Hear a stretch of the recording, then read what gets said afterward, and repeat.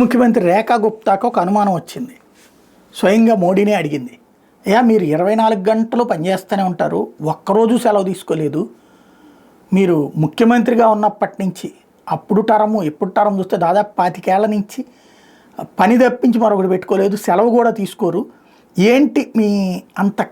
శారీరక రహస్యం, ఎలాంటి అనారోగ్యాలు ఇట్లాంటిది మీ దరి చేరదు, ఏ తలనొప్పి ఒళ్ళు నొప్పులని కూడా ఎప్పుడు చెప్పరు, ఏంటి మీ ఆరోగ్య రహస్యం అన్నటువంటి విషయాన్ని